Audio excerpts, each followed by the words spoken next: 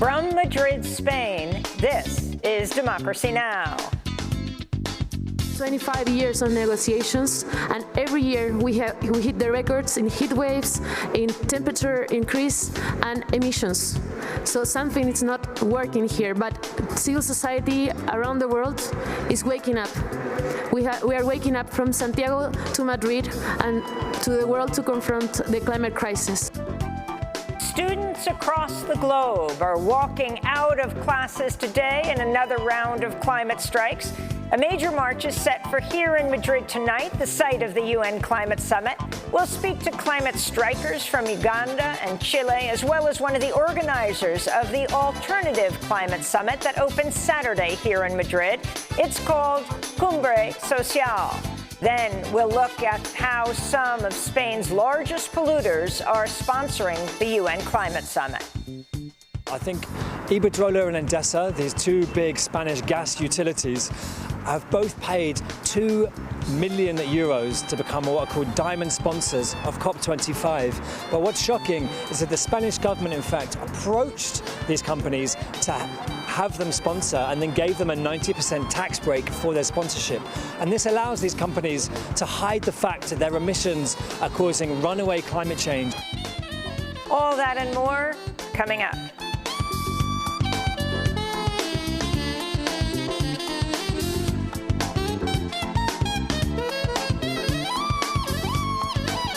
Welcome to Democracy Now!, democracynow.org, the War and Peace Report. I'm Amy Goodman. We're broadcasting from Madrid, Spain for the next week during the UN Climate Summit.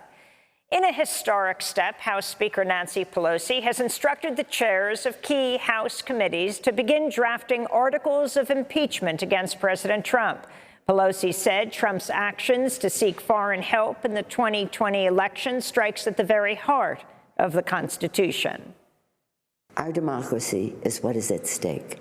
The president leaves us no choice but to act because he is trying to corrupt, once again, the election for his own benefit. The president has engaged in abuse of power, undermining our national security and jeopardizing the integrity of our elections.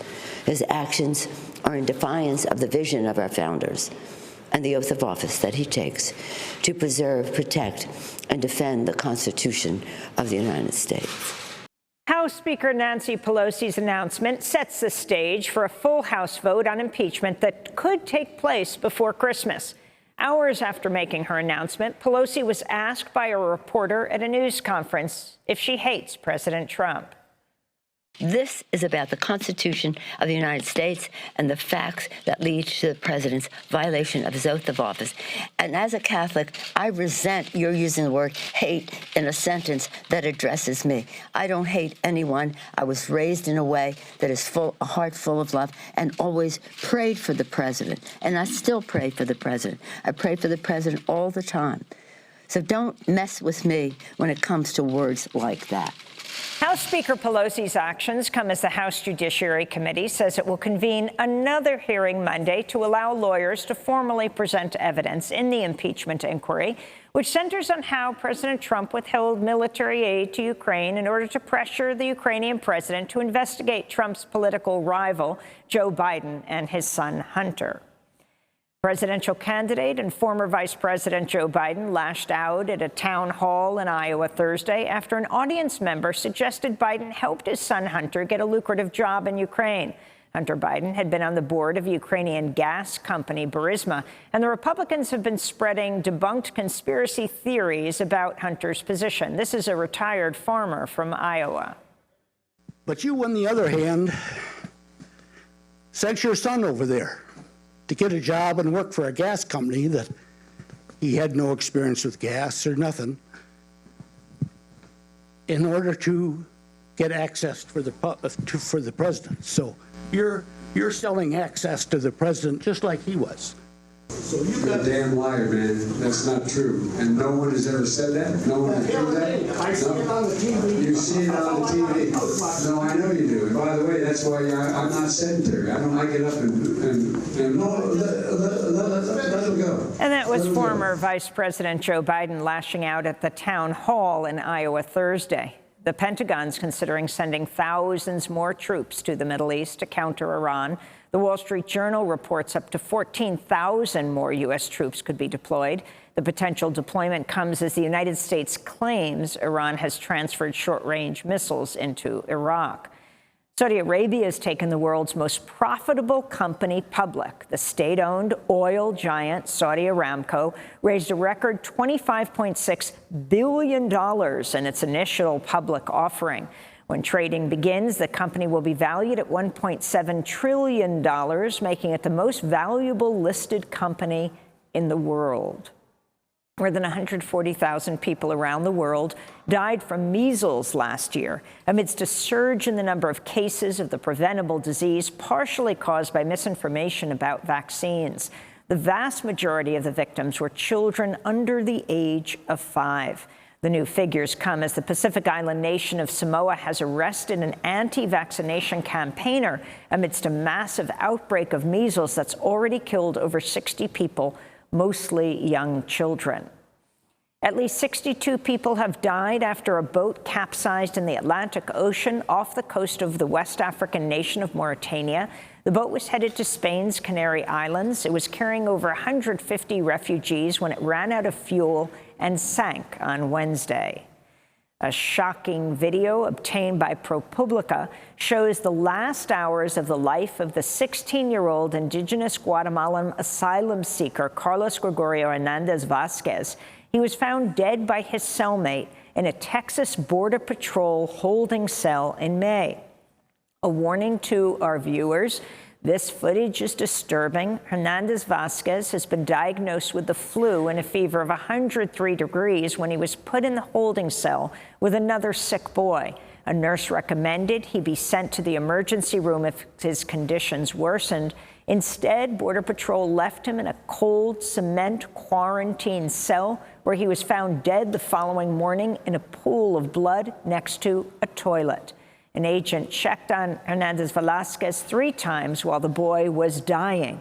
But ProPublica reports the Customs and Border Protection agent failed to perform adequate checks on the boy and never reported anything alarming with the boy's health status. The video also shows that CBP lied about how the boy's body was found. In France, hundreds of thousands of workers are continuing their strike today in protest of French President Emmanuel Macron's proposed pension plan. Over 800,000 people poured into the streets Thursday as the strike's first day shuttered schools across the country and canceled hundreds of trains and flights. This is French pensioner, former construction worker Michel Laurent. Today I demonstrate for the next generation, because when you see that we have worked all our lives, I've worked 43 years, I have a 1,200 euros pension. I doubt that younger people will have a pension like we currently have. If they want it, they will have to work until they are 70 years old. It is untenable.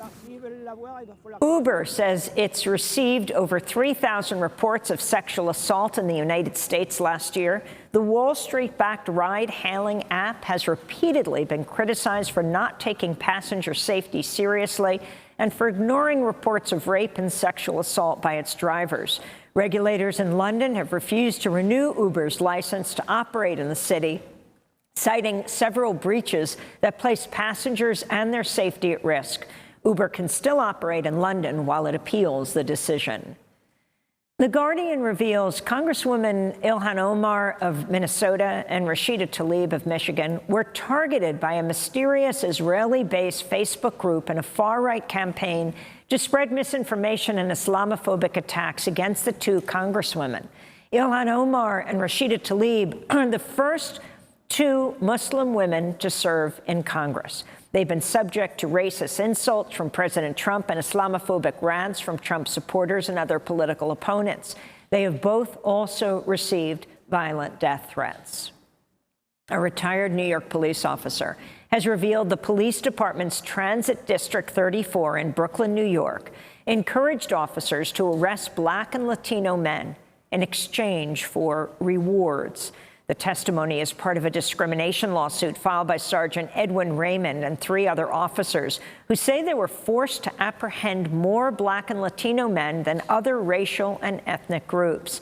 The former officer, Pierre Maximilien, also said Asian, Jewish, and white people who were referred to as soft targets were not to be cuffed, and that all officers in that district are required to fill a, quote, collar quota. Maximilien retired in 2015 after being retaliated against for not following these orders. Nearly 700,000 people are poised to lose access to food stamps after the Trump administration gave its final approval to a rule change proposed by the Agriculture Department. The Trump administration gave its stamp of approval despite receiving over 140,000 letters opposing the highly unpopular rule change in recent months.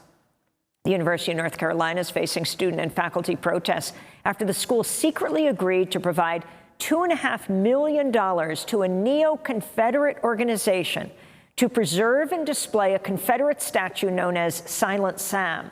Last year, anti-racist protesters toppled the statue, which had stood on the UNC Chapel Hill campus for over a century. Critics are accusing the school of helping to subsidize white nationalists. And Nigerian secret police have rearrested the prominent Nigerian-American journalist and activist Omoyele Sowore just hours after he was released on bail after 4 months in detention. Sowore is a former presidential candidate in Nigeria and the founder of the New York-based news outlet Sahara Reporters. Showore's co-defendant, Olowale Bakari, was also released on Thursday and then rearrested today. Amnesty International recently declared both men to be prisoners of conscience. To see our interviews with Sowore Omoyele and his family, go to DemocracyNow.org. And those are some of the headlines. This is Democracy Now!, DemocracyNow.org, The War and Peace Report. I'm Amy Goodman. We're broadcasting from Madrid, Spain, where the United Nations Climate Change Conference, known as COP25, began Monday and will continue through next week as environmental leaders from around the world gather to negotiate global solutions to the climate crisis. The summit was supposed to be held in Santiago, Chile, but the country's right-wing president, Sebastián Piñera, canceled the summit just over a month ago amidst massive protests against economic inequality and austerity.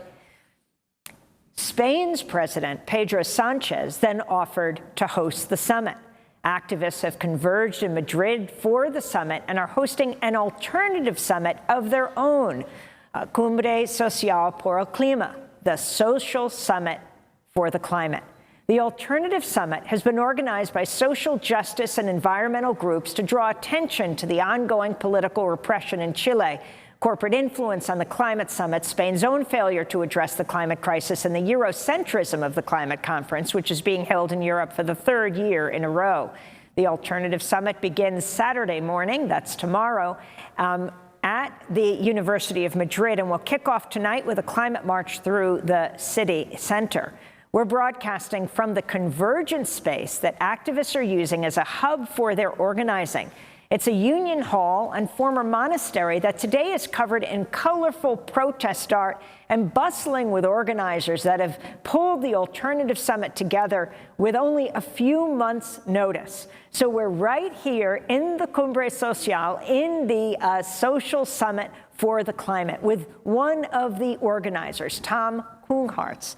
He's a journalist and activist with Ecologists in Action. It's great to be with you. Welcome to Democracy Now! Tom, as we sit here, this place is surrounded by posters. Maybe we can do a broad view of the walls. It says Plaza de los Pueblos, the Plaza of the People, Salvemos la Tierra, Save the Earth, as well. Let's decolonize. That is a very important issue. We have a huge historic debt with millions of people who were slaved from Africa to America and never have been justice about that. So the issue of anti-racism and anti-colonism is very important for the march also today at 6 in the afternoon. So hopefully thousands of people will be gathering in this very important march. So tell us about this place that we're in. It is a former monastery? Yes, it was built more than 400 years ago, but it was a trade unions building since the 80s. And fortunately, the trade unions UGT said we can have it for 2 weeks to make gatherings, assemblies, and prepare the march and actions of the different groups who are involved in the preparation of the activities these 2 weeks, like Fridays for Future, Extinction Rebellion, and many environmental and human rights groups, trade unionists, and many international solidarity groups also fighting all around the world for justice, both environmental and social justice. So tell us about this social summit for the climate, where it will be held, from the university to here to where else, and talk about the 850 groups who organize this space in a very short period of time since you guys just got the summit a few months ago. Actually, the social summit was organized in less than 4 weeks, and first of all, it's a solidarity action with the people in Chile, with all the people in the world who are suffering crimes against humanity, who are suffering repression, who are suffering the crimes of transnational corporation and corrupt states who are only doing business and doing politics in favor of a very small minority, which are the big businesses, who are also gathering here in the official climate summit. So it's a complete unjust world. We have heard that in your news at the beginning. And also in Spain, we have a huge situation of injustice, unemployment. So for us, the issues of social injustice, the problem of corruption, the problem of huge economic and social and environmental crises all over the world brings us together, social movements, trade unions, environmental groups, but also social justice groups from all over the world. And it's first of all a denouncement also of the repression of the right-wing government of Chile against the people in Chile. And that is very important for us. We are very connected with the movement in Santiago de Chile. And today the march actually will be at the same time as a march in Santiago de Chile. We will marching together, and we are connecting also with the organizers of the civil society space held at the same time in Santiago de Chile, also criticizing the farce and the theater is done in the official summit, because they are not the solution to the huge climate emergency. We, the people, are the solution. So talk about how Spain ended up getting the UN Climate Summit. I mean, you have, originally it was Brazil, and the far-right president, when he was elected, when his first action office, canceled the COP. Then Chile took it. Then because of those protests, the right-wing president there canceled it. And President Sanchez of Spain picked this up very quickly. Talk about the significance for him, and now the right-wing government that runs Madrid, what it means for them, who actually campaigned against climate regulations. Its major campaign focus in the last weeks. Exactly.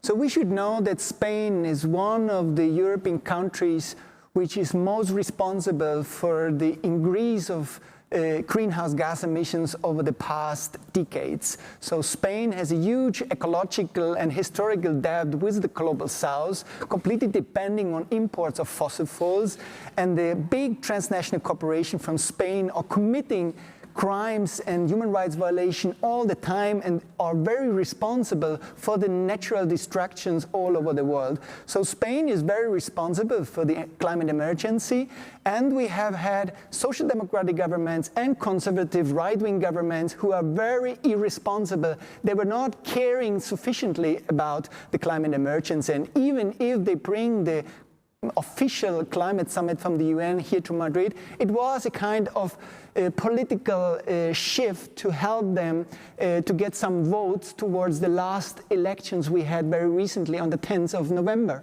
Actually, the Spanish social democratic governments have shown in the last year that they were not increasing their willingness to fight climate emergency. They are not really willing to change the economic and also energy policy in Spain, and that needs also a completely shift, a paradigm shift of the development model in Europe, which is completely irresponsible and a root cause of the climate emergency all over the world. That's why we are feeling that it's a greenwashing both of the national, very gray and dark fossil fuel policies of the Spanish government. It's a greenwashing of the right-wing government in Madrid, because only some months ago, this Madrid mayor from the right-wing party, who was denying climate change, who was saying he will eliminate all the environmental policies which the municipal left-wing government put in place only some months ago, like a low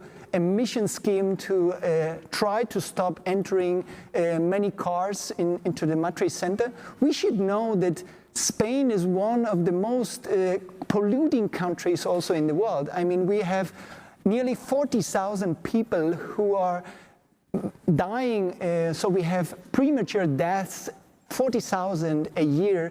That means in Madrid it's about more than 3,000 people dying prematurely because of the air contamination, and that is mostly because of these huge traffic. So we have unsustainable transport systems. So you have the previous mayor, Manuela Carmena, a socialist mayor, who pushed forward the Madrid Central, right, this low emission zone, so you don't have this mass traffic jam all day. We still have them, unfortunately. As much.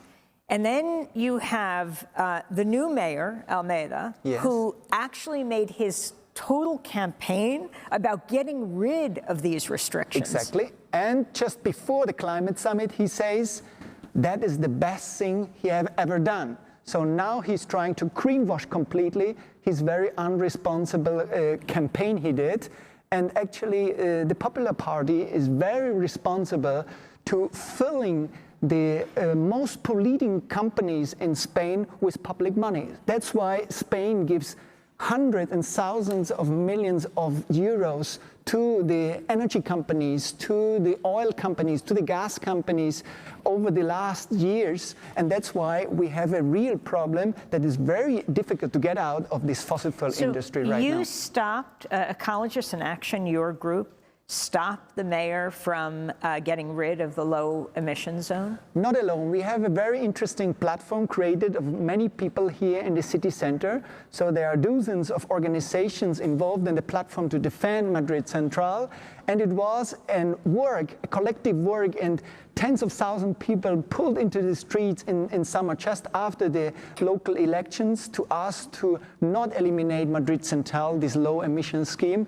And that is very linked to fight for climate justice, not only in Spain, but over the whole world. That's why those people who are fighting to get Madrid rid of car traffic and air contamination is also fighting together with many people in the world against air contamination, but the whole silly system of putting public money into the car industry and the oil industry, which then are also very responsible for the mining and human rights violation all over the world. We have that in the Middle East and also Latin America. Talk about nationally.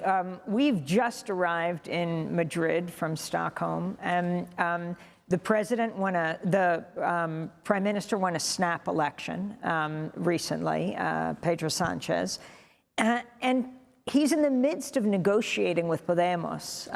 Unidas Podemos, which is Izquierda Unida and Podemos together. But talk about the role and the increasing power of the extreme right group Vox and how that plays in here, whether we're talking about the environment or gender violence. Well, the extreme right party is coming out actually of the split of the right-wing scheme, which was the Popular Party, because there's a huge problem of impunity in Spain. So the crimes against humanity committed by Spanish fascism of the Franco dictatorship was never being judged. And we have still hundreds of thousands of people in graves all over Spain, and people are looking for their bodies of their families. So that is a very unjust system. And still from this, we have a very fascist legacy in the juridical system, in the political system. But because of the corruption scandals, because the right-wing Popular Party of Spain is one of the most corrupted party in the world, the right-wing political party split it up to neoliberal Ciudadanos, to Vox, the extreme right, and still the PP is the Popular Party. So there is also a growing voting towards this extreme right party, which is very dangerous and very similar to things happening with Trump in the US, with Salvini in Italy, or Le Pen in France, or Alternative für Deutschland in Germany.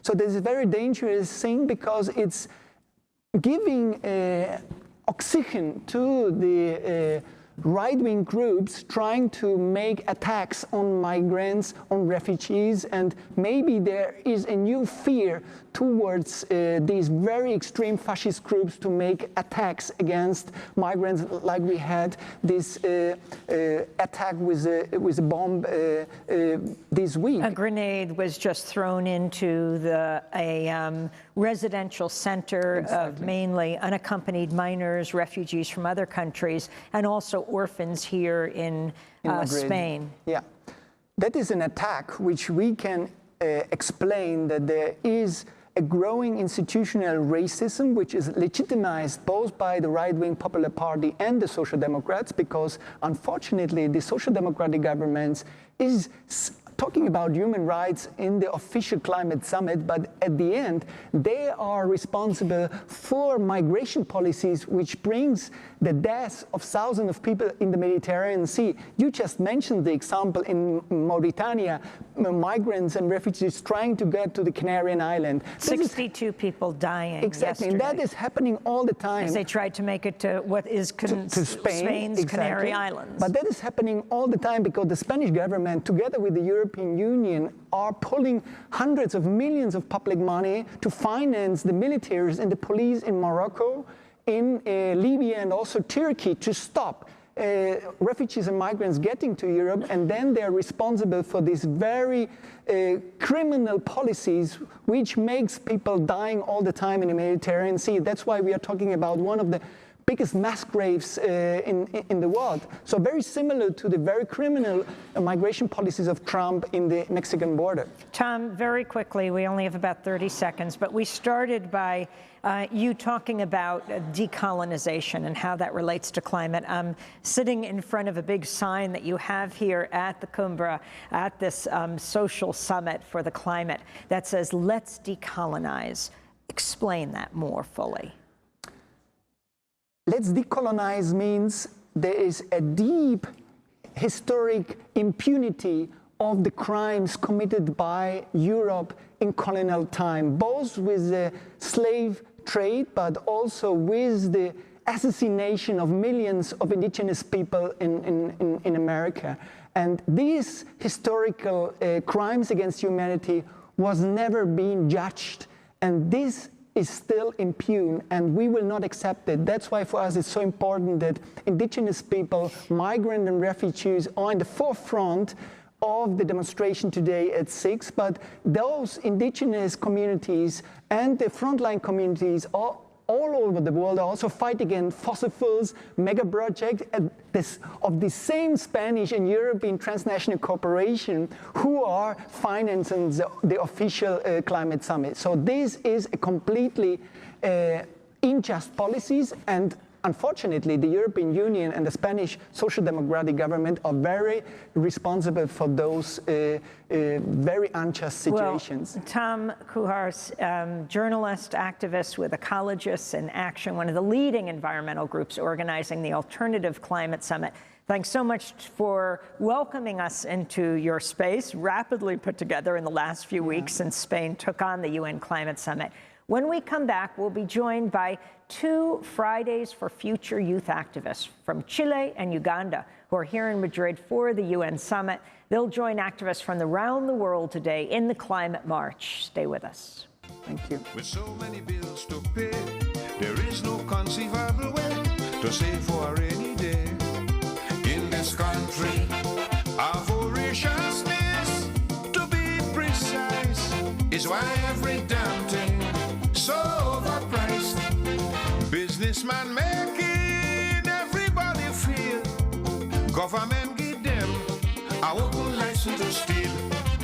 If you think I lie, one nylon panty is $19.90. $20 for some baby milk.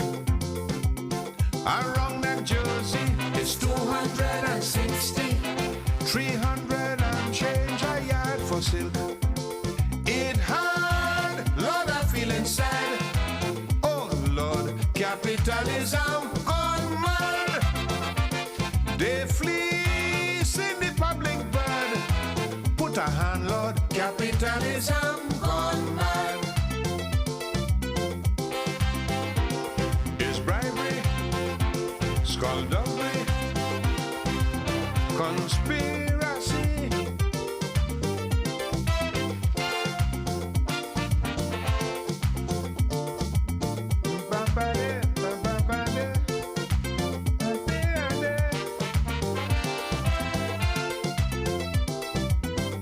buy a pack of cigarette.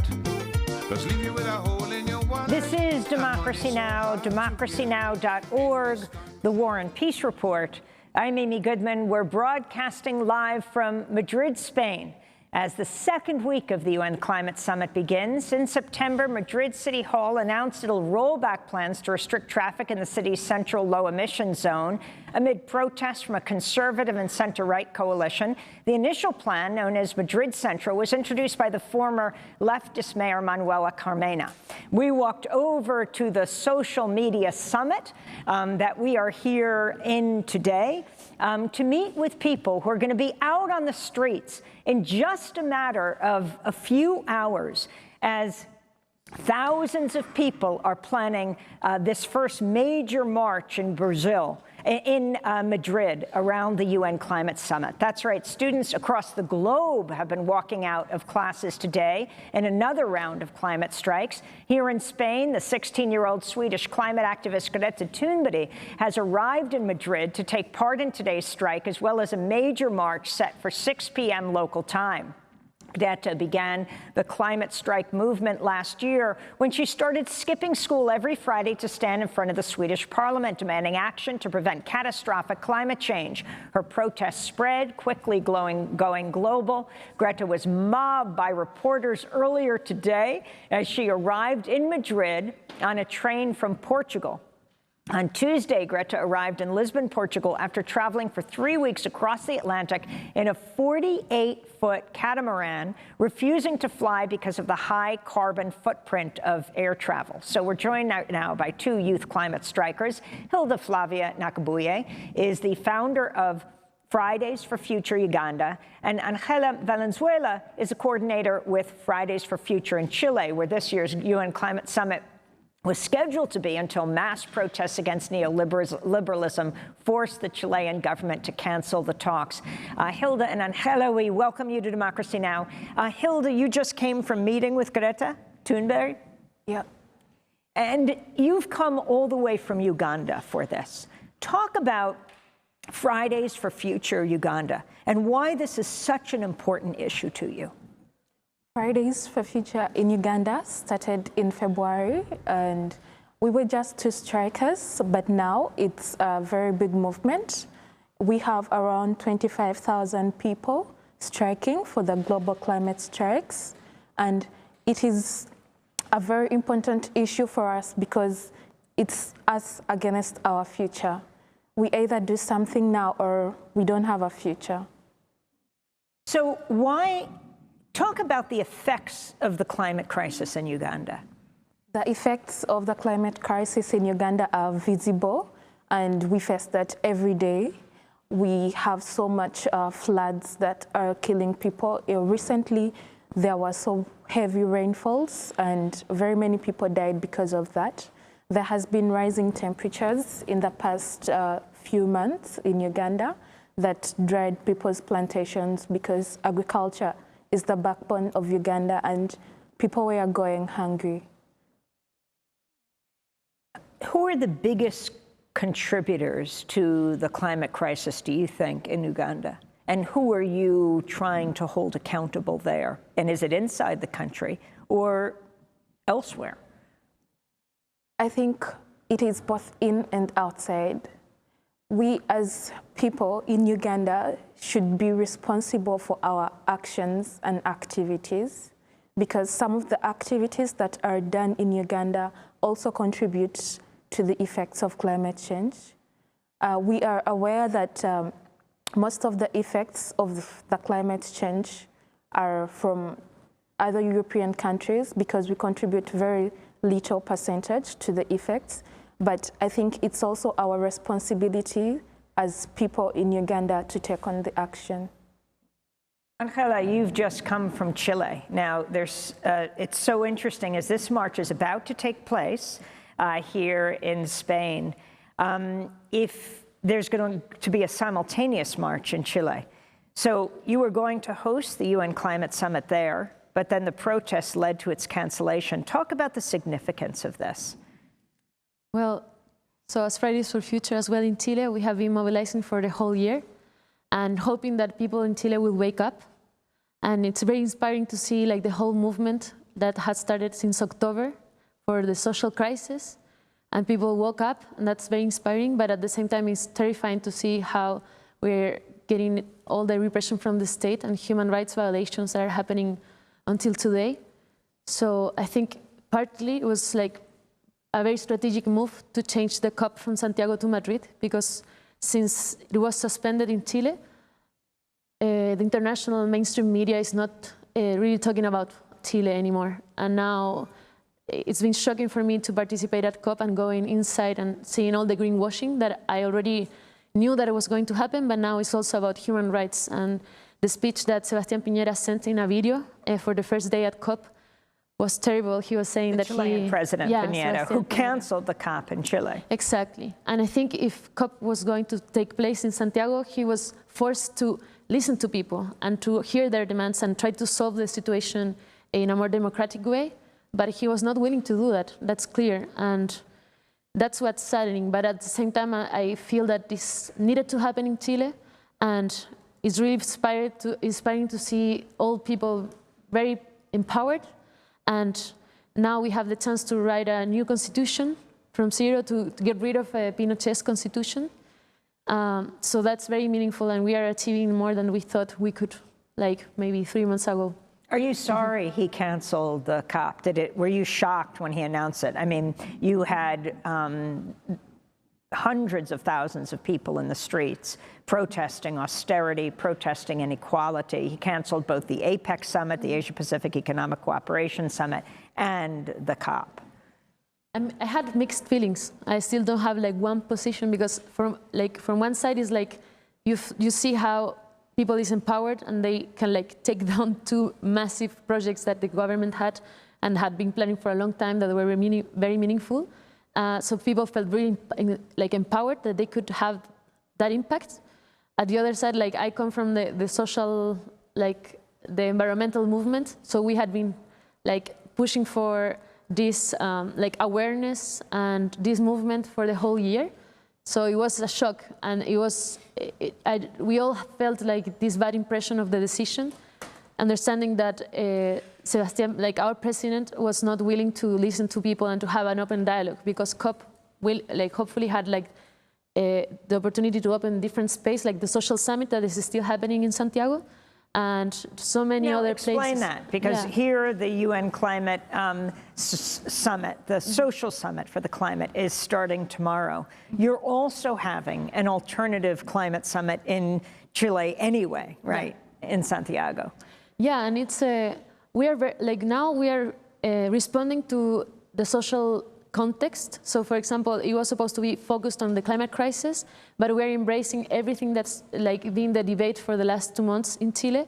So now that we have the chance for writing a new constitution and voting for it in April, now this climate summit is also like a space for debate on how to include like shifting our paradigm in this new constitution, and how like the social demands, that is like basic access to education, healthcare, pension systems that dignify people's life, and minimum wage, and those very basic human rights can be sustained by a paradigm shift and like a new model that is not pushing people to its limits, and also it's leading us to a climate breakdown. So talk about the links between climate catastrophe and human rights violations in Chile. For example, the indigenous Mapuche people and what people are facing. Yeah, can you repeat the question? Talk about the connection between the climate catastrophe that we are all facing, the climate crisis, and human rights violations in Chile, particularly around the rights, for example, of indigenous people like the Mapuche. Yeah, well, in Chile, the Mapuche, like even like for centuries, have been like facing the oppression of the state and human rights violations, and I think we have to learn from them in order to cope with the climate crisis. They have a different paradigm, they have answers that we need to look at and respect. And if you see in the protests, what's been super interesting is that there are many flags with the indigenous, like Mapuche flag, more than Chilean flags. So that's a sign that we need to redefine our culture, and we are like looking back into our roots for answers. So that's super inspiring. And then I wanted also to touch on like the human rights violations that are tied with the climate crisis and the fossil fuel industry, because something that's very huge in Chile is that we have sacrifice zones. So these are communities that are forced to live right next to coal plants, and that this is one of the issues that we have been bringing throughout the year with the social and environmental movements. And we are demanding that they close down coal plants by 2030, all 28 coal plants.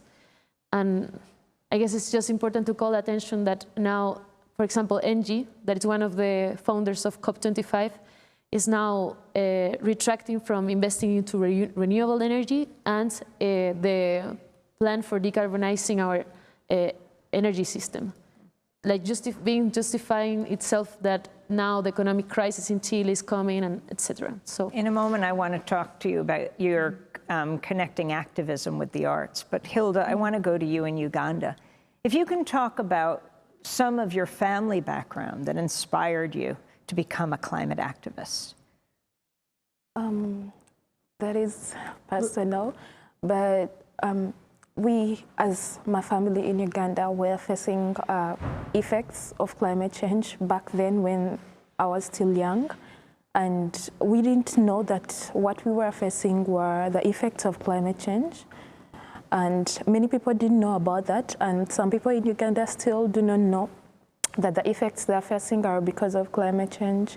Because basically climate change is not really known in Uganda, as it's not taught in schools.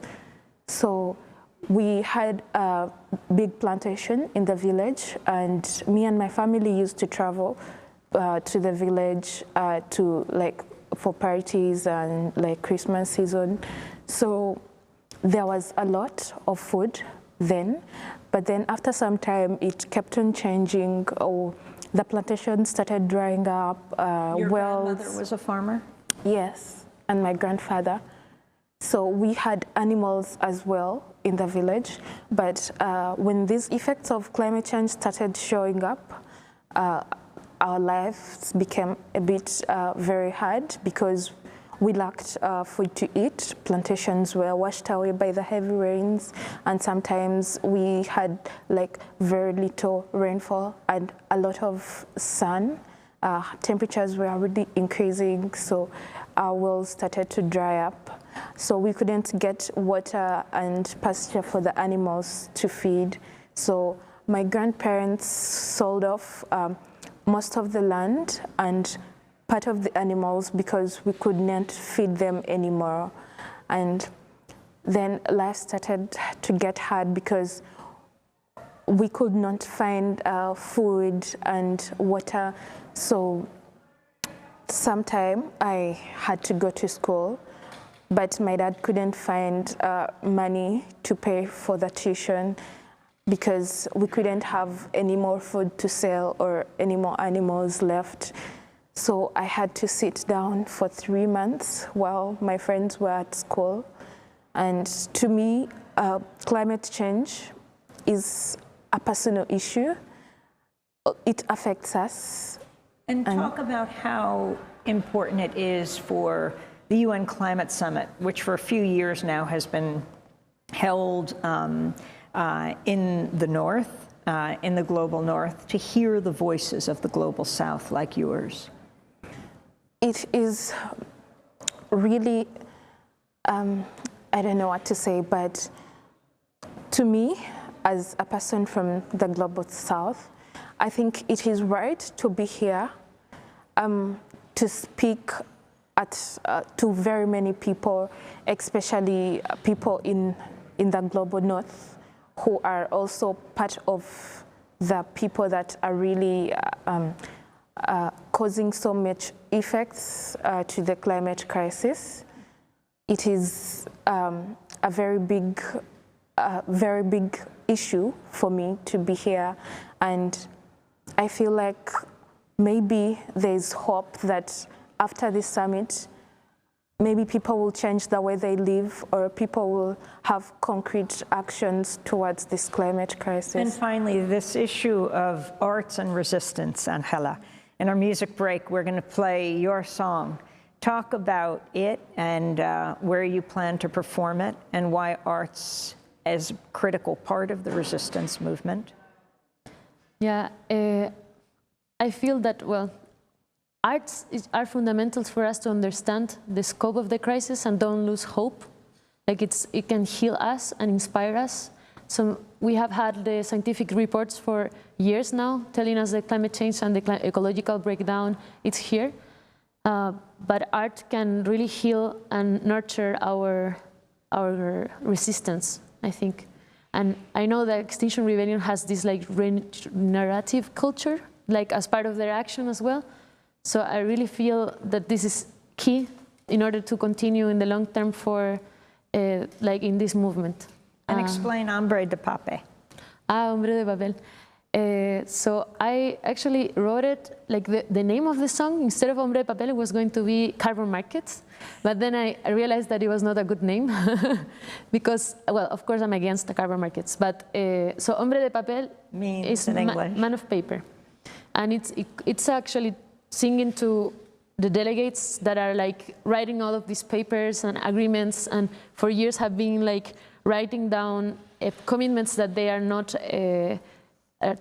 achieving. They are not like actually transforming this into reality, because every year we hit records on emissions, and it's just also calling for the movement to become stronger and to raise our voice as like the tallest waterfall on earth, and then it comes with lots of metaphors. Can you give us a few lines before we play that song? A few of, would you mind singing a few of the lines? I would love to.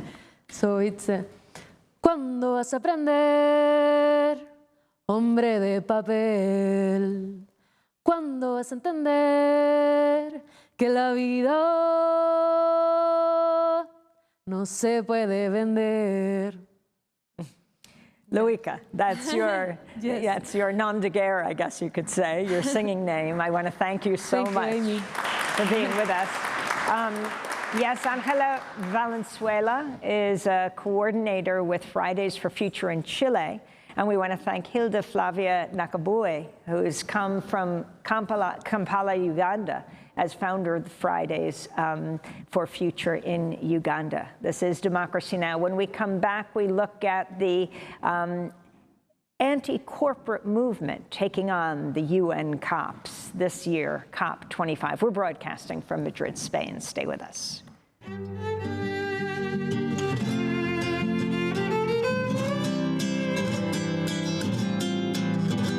Creyó delimitar el cielo, fraccionarlo para venderlo. Creyó apoderarse de la vida, abusarla, agotarla.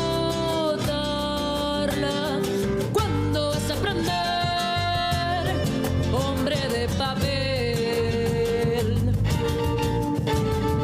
¿Cuándo vas a entender que la vida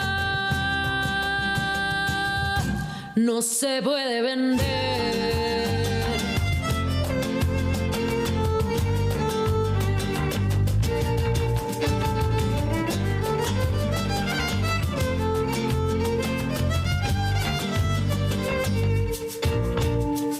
Creyó delimitar el cielo en su soledad. Se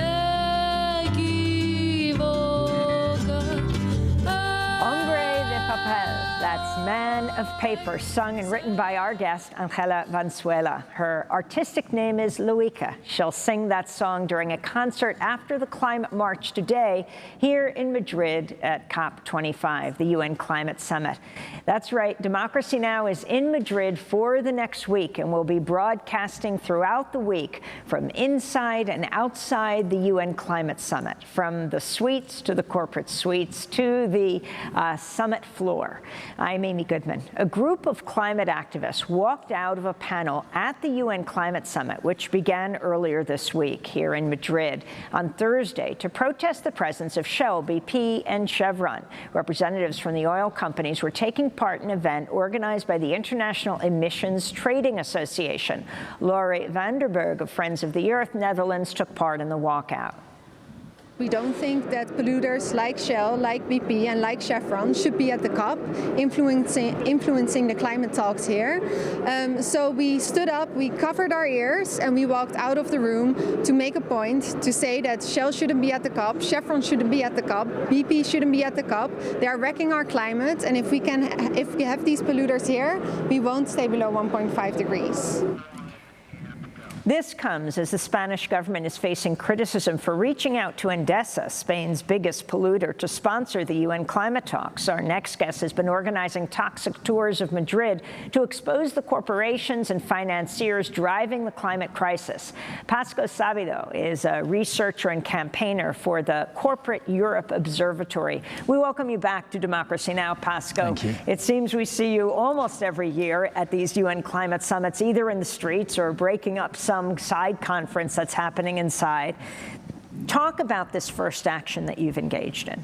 Yeah, I mean, I think it's shocking the fact that companies like Shell, BP and Chevron, the very same culprits that have been causing this climate crisis, and let's not forget, trashing communities and the environments everywhere they go, are here pretending to be part of the solution.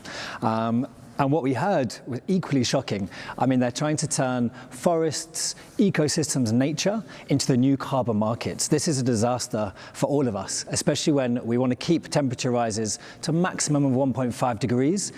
This is just not feasible with their plans. So the action itself was quite symbolic. It was, we covered our ears, stood up, covered our ears, made sure we couldn't hear the rubbish that Shell was spouting, and then walked out. But this is not the only event that Shell's organizing. It's involved in multiple events throughout this summit, and is just one of many examples of the sort of corporate involvement that we're seeing more and more of here. Well, you've just come out with a report on the corporate sponsorship of the UN Climate Summit. Talk about what you found. Indeed. So it came out today with corporate accountability, OMAL and Ecologistas en Acción. And it shows that, in fact, the biggest polluters are sponsoring these climate talks, from fossil fuel companies to the banks that finance them, as well as many others like airlines. And so, I mean, what we saw is, yeah, it's not just the biggest polluters who are using this for huge greenwashing opportunities. You'll see their logos all over the COP, but they're also using this to influence the talks themselves, to gain access to the negotiations through events, getting negotiations to come through events, through cocktail parties and other forms of privileged access. And this is, I mean, year after year. You said I've been here year after year, and the problem seems to get worse year after year, that we have these companies completely wrapping themselves in the colors of the UN, pretending to be green, whilst underneath their dirty reality is they're climate criminals.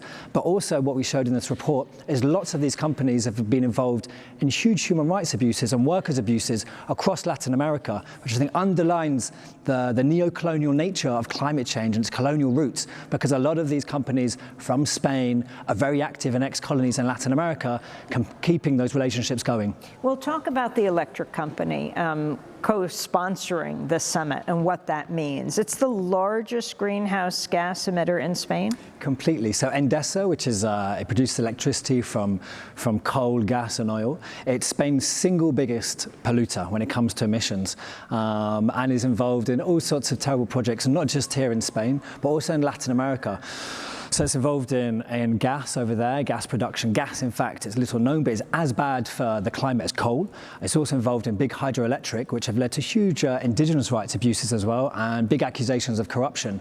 But it's also joined by its fellow big electricity company, Iberdrola, which for the last few years has really been trying to give itself a green image. But We looked at in our report we came out with in 2018, it produced more electricity from fossil gas than it did from wind and solar combined. And same goes for its investments last year. 2/3 were into new gas. So, yeah. So the Spanish government took this project on like in the last few weeks because Chile canceled the summit. Yeah. You're very critical of them turning to the biggest polluters to co-sponsor the event. How do you think something as large as this, tens of thousands of people coming into a community planned in the last few weeks, how could it be alternatively financed? Yeah, I mean, I think we first have to go to who's actually financing it. Is it the corporations who've been approached? Because the Spanish president went to what's called the IBEX 35, the 35 biggest listed companies on the Spanish stock exchange, and begged them to sponsor, begged them for €2 million each. And in fact, what he did is he offered a 90% tax break to these companies. So it's not these corporations. In fact, it is the Spanish taxpayer who's paying for these talks, who's paying for the greenwashing and paying for the lobbying access. The way that needs to happen, in fact, is these companies need to pay their taxes, would be a great start, but also we're seeing vulnerable communities across the world, those who did the least to contribute to this problem, suffering the consequences, and the companies that have caused it, rather than receiving tax breaks, rather than receiving huge fossil fuel subsidies, should be held liable for their actions and should be made to pay. So right now here at the UN Climate Summit, do you see any improvements? I mean, the COP was held 3 times in Poland, which could be called coal land. And the last one, Katowice last year, that is the heart of coal land in Poland. The convention center where the climate summit was held was modeled on a coal mine. Yeah.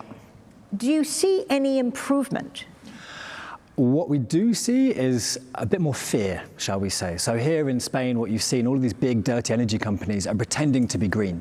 Endesa bought the front pages of pretty much every Spanish newspaper to claim that it was becoming a climate leader.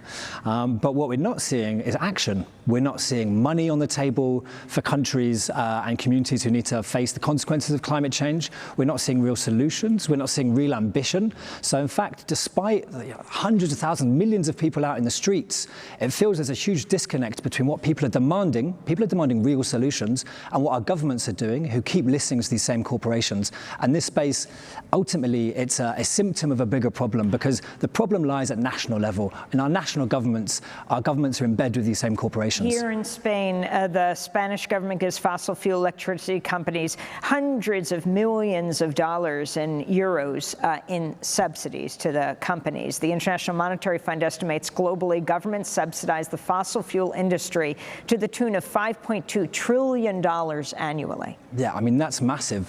What would that look like if that was subsidies given to wind, to solar, to biothermal? This would pay for it that much a year. We're looking, of course, I mean, to pay for, if we had done this 10, 20 years ago, that would probably be enough. But what we're seeing now is the amount that's needed for communities and countries already facing typhoons, droughts, fires. That's already covering that figure. But if that figure went towards clean energy, went towards a real sort of renewable transformation, we could change our economic system. But unfortunately, our governments are not going to do so, because that's going to really impact the bottom lines of these same dirty energy companies. Well, Pascal Sabido, I want to thank you so much for being with us. We'll be taking a toxic tour with you tomorrow. In 5 seconds, what does a toxic tour look like? We're going to go around Madrid streets to the dirtiest companies involved in this COP, starting 1:15 at the stock exchange in Madrid. Join us. And we'll bring you that next week. Pascal Sabido, researcher and campaigner for the Corporate Europe Observatory. And that does it for our show. We'll continue broadcasting from Madrid all next week at the UN Climate Summit, COP25. Tell your friends, spread the word. That does it for our show. Special thanks to our Democracy Now! Crew here in Madrid. John Hamilton, Dennis Moynihan, Trina Ndura, Libby Rainey, Laurie Gaddis, Dina Nermeen Sheikh, and to Miriam Barnard. I'm Amy Goodman. Thanks for joining us.